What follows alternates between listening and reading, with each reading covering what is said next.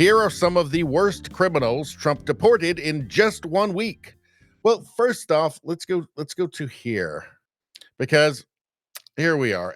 Haitian man says, F Trump, Biden forever, gets arrested by ICE's elite Boston unit to be deported.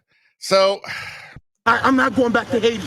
One of those threats is this illegal alien from Haiti. ICE says he's a gang member with 17 criminal convictions in recent years. Trump, you feel me? Yo, Biden forever, bro. Thank Obama for everything that he did for me, bro.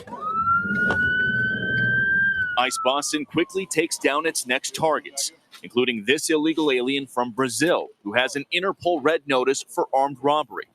This Salvadoran illegal alien charged locally with rape and released by a sanctuary jurisdiction. Señor, ¿cómo se llama? And this Dominican illegal alien charged with assault with a deadly weapon and heroin trafficking.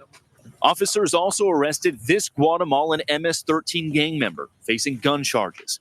ICE says he was released from local custody just the day before. Their detainer request was ignored because of sanctuary policies. And in a sign of shifting priorities with the new Trump administration, this man, who was in the same apartment as the target, was also arrested after ICE determined he's also in the U.S. illegally. This is what ICE calls collateral. So you guys got your main target just now, but you got somebody else. What just happened? So our main target was released by a sanctuary jurisdiction, not honoring a detainer. That person was released back into the community, and when we went to go find him, he's with somebody else who was previously removed from the United States. So he's going to go today too. And that is exactly what Border Czar Tom Homan has warned. it's just so bizarre, right? Like, these are like gang members, violent criminals. They could have done this at any time. The last administration could have done this any time. What are you to surmise? They didn't want to. They were happy with them being there. I mean, all of these people could have been dealt with the entire time. Nothing to stop the Biden administration from doing it, other than, I guess, the Biden administration's goals, which were to just flood the United States, clearly, to flood the United States with millions of people illegally. And they succeeded beyond their wildest dreams. I mean, that clearly was the goal. Just flood the country with people, and it doesn't matter who they are, because it's all towards some greater goal. Perhaps of never losing an election again, or something like that. Or maybe just, I don't know, destroying the country from within for some reason. I don't know. All I know is that this looks like sanity.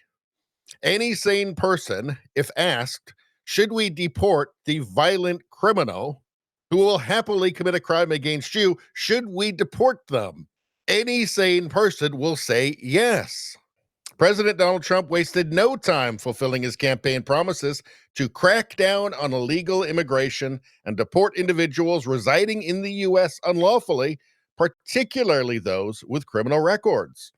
Within his first week in office, the Trump administration has arrested more than 2,000 people as part of a sweeping immigration enforcement effort. So there are 2,000. They're going after the violent criminals first. There's 2,000 violent, illegal immigrant criminals. Boom. My kids, I'm not going to force any other. Yes, here we go. So here's something that sane people will agree with. I don't want my children to share a neighborhood with people who are not properly vetted. And because I don't want it for my kids, I'm not going to force any other American citizens' kids to do that either. No, and that was a very particular case. It wasn't clear if he was radicalized when he got here or while he was living here. I don't really care, Margaret. I don't want that person in my country. And I think most Americans agree with me. Okay, so it starts out really sane, and then it just gets super sane at the end there. I don't care. I don't want that person in the country. I don't want the violent criminal in the country. I don't care. I mean, it's amazing. And they haven't changed. They have not changed. They have learned nothing.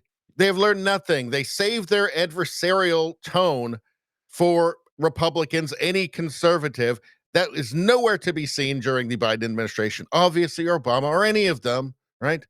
And it would have been nowhere to be seen under a Kamala administration. And the equivocation at the end there. Let's watch this one more time. No, and that was a very particular case. It wasn't clear if he was radicalized when he got here or while he was living here. I don't really care, Margaret. I don't want that person in my country. And I think most Americans agree with me. 2,000 people. That's what he's talking about here. Those, he doesn't want those 2,000 violent criminals in American neighborhoods. But from the media, I don't care, he says. I want them out of the country. All sane people agree on this. Wherever you are in the world, anywhere you live, you don't want violent criminals living next to you and your family and your children. That's just normal. That's just a normal way to think. Normal people. Anyway, that's all I'm going to say about that. Please like, share, and subscribe. Subscribing really helps me out. I thank you for that. I will see you next time.